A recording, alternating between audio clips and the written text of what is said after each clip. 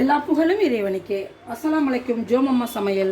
நாம் இன்றைக்கி ஜோமம்மா சமையலில் என்ன சமைக்க போகிறோன்னா, மாம்பழ புளிச்சேரி தாங்க நம்ம பண்ண போகிறோம்.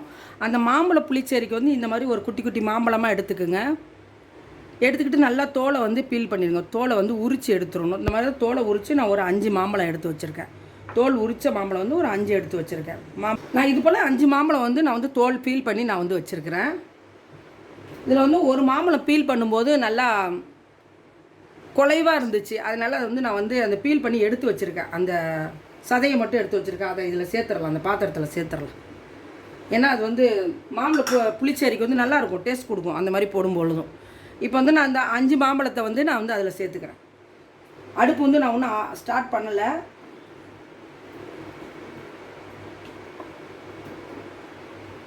நான் மாம்பழ புளிச்சேரிக்கு வந்து 5 மாம்பழம் போட்டிருக்கேன்.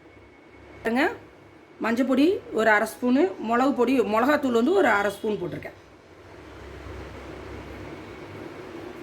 தேவையான உப்பு,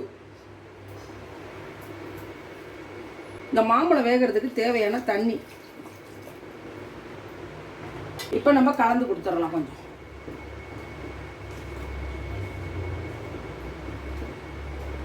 இப்போ நம்ம அடுப்பை ஸ்டார்ட் பண்ணிடலாம்.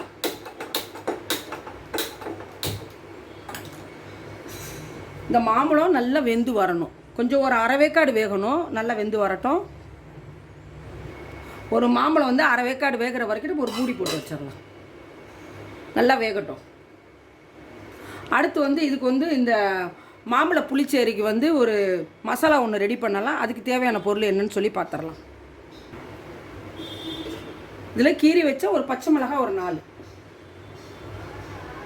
4 பச்சை மிளகாய் போட்டிருக்கேன்.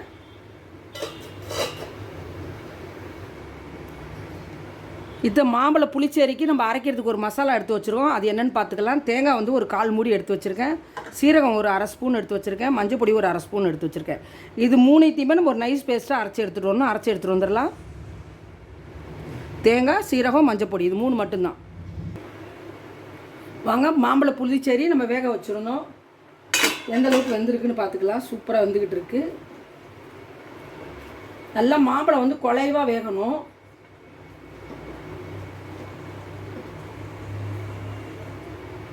மாம்பழம் வந்து நல்லா குலைவாக வேகணும்.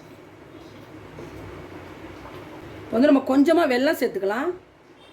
வெல்லம் இல்லை நாட்டு சர்க்கரை எது வேணாலும் நீங்கள் சேர்த்துக்கலாம். நான் கொஞ்சமாக வெல்லம் சேர்த்துருக்கேன். இந்த புளிப்பு, உரப்பு, இனிப்பு எல்லாத்தையும் இன்ஹேலன்ஸ் பண்ணும். சூப்பராக இருக்கும் அந்த வெல்லம் சேர்க்கும்போது, இனிப்பு சேர்க்கும்போது.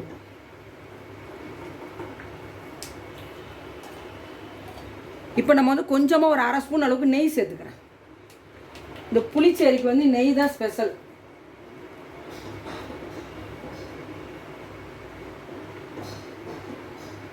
மாம்பழம் இன்னும் கொஞ்சம் குலைவாக வேகட்டும். மூடி போட்டு வச்சிடலாம்.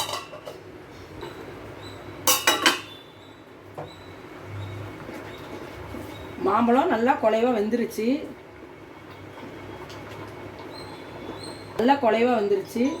குலைவாக வந்துருச்சு. இப்போ நம்ம அரைச்சி வச்சுருக்கிற மஞ்சத்தூள், தேங்காய், சீரகம் அதை நம்ம சேர்த்துடலாம்.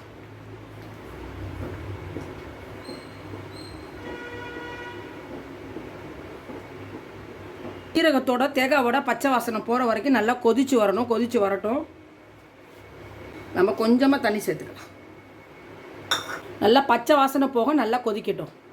நம்ம தேங்காய் மசாலாலாம் அரைச்சி ஊற்றிட்டோம் இல்லையா. இப்போ நம்ம வந்து தயிர் வந்து ஒரு 1/2 கப்பு வந்து பிளண்ட் பண்ணி எடுத்து வச்சுருக்கோம். திப்பி இல்லாமல் நல்லா கெட்டி இல்லாமல் நல்லா வந்து பிளண்ட் பண்ணி எடுத்து வச்சுருக்கோம். தயிரையும் சேர்த்துடலாம்.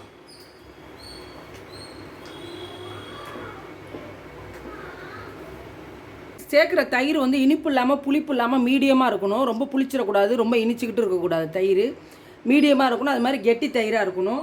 நல்லா பிளண்ட் பண்ணிவிட்டு சேர்க்கணும். தயிரை சேர்த்துட்டு ரொம்ப கொதிக்கவும் விடக்கூடாது. நான் வந்து அடுப்பு ஆஃப் பண்ணிடுறேன். இதில் வந்து உப்பு, புளிப்பு, காரம் எல்லாமே பர்ஃபெக்டாக இருக்குது. இப்போ நம்ம வந்து தாளிக்க வேண்டியது தான். ரொம்ப ஒரு அருமையான சுவையில் ரொம்ப சூப்பராக இருக்குங்க. மாம்பழ புளிச்சேரி ரெடி ஆகிடுச்சு. சூப்பராக இப்போ நம்ம வந்து தாளிப்பு கொடுக்கணும். அதுக்கு வந்து நான் கொஞ்சமாக எண்ணெய் போட்டிருக்கேன். நெய் 1 ஸ்பூன் போட்டிருக்கேன் இதில்.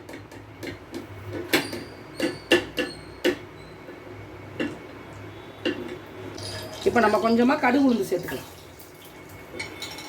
அது நல்லா வெடித்து வரட்டும்.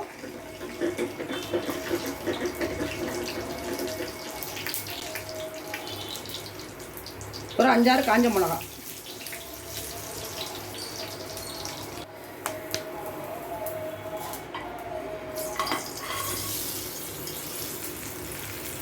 நல்லா நம்ம தாளிச்சிட்டோம். சூப்பராக அருமையாக மாம்பழ புளிச்சேரி வந்து ரெடி ஆகிடுச்சு. நம்ம கடுகு, காஞ்ச மிளகா, கருவேப்பிலை, நெய் கொடுத்து நம்ம வந்து தாளிச்சிருக்கோம். சூப்பராக அருமையாக மாம்பழ புளிச்சேரி வந்திருக்கு. நீங்களும் உங்கள் வீட்டில் இது போல் ட்ரை பண்ணுங்கள். எல்லாருமே ரொம்ப விரும்பி சாப்பிடுவாங்க. சாதத்தோட, சப்பாத்தி, தோசையோடலாம் சாப்பிட்றதுக்கு ரொம்ப சூப்பராக, ரொம்ப அருமையாக இருக்கும். இந்த வீடியோ உங்கள் எல்லாருக்குமே ரொம்ப பிடிக்கும்னு நினைக்கிறேன். இந்த வீடியோ உங்களுக்கு பிடிச்சிருந்தா லைக் பண்ணுங்கள், ஃப்ரெண்ட்ஸ் அண்ட் ஃபேமிலிக்கு ஷேர் பண்ணுங்கள். மறக்காமல் ஜோமம்மா சேனலுக்கு சப்ஸ்கிரைப் பண்ணுங்கள், பெல் ஐக்கானை கிளிக் பண்ணுங்கள். தேங்க்யூ.